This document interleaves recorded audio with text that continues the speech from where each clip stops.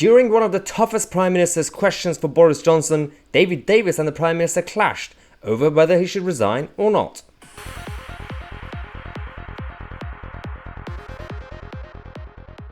Wow, it was quite difficult to see actually today. The Prime Minister's questions at 12 o'clock.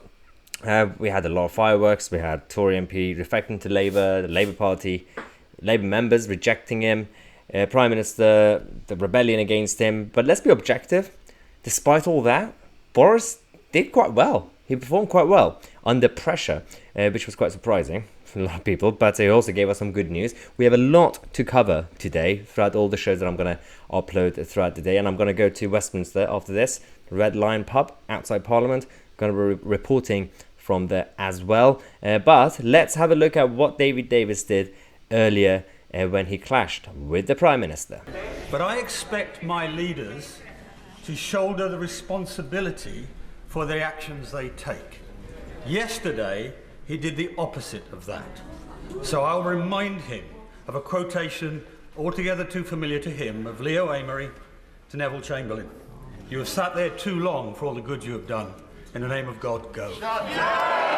That was huge because this was the same quote that Team Boris used against Theresa May only a few years ago, 2-3 years ago, when they were trying to get Theresa May to resign. It was the same quote that side were using.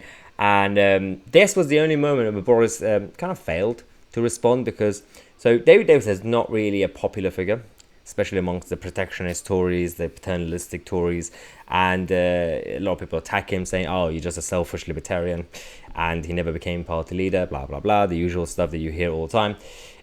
But having said that, Boris kind of struggled when it came to responding to this statement. I must say to the right honourable gentleman, I don't know what he's talking about, but what I can tell him, I don't know what quotation he's alluding to that he's referring, but what I can tell him is that I think I've told this House repeatedly throughout this pandemic. Well, that's a lie. He knew exactly what quotations he was talking about. This was the thing that the ERG members were using only a couple of years ago as well. But it's all silly stuff. You know that. At the same time, there is this kind of rebellion kind of movement. But the wave kind of calmed down a bit because of Christian Wakefield defecting to the Labour Party. And we're going to talk about that again because this defection, ironically, is hurting the Labour Party and Wakeford himself more than it should be hurting the Tory Party, which is really weird.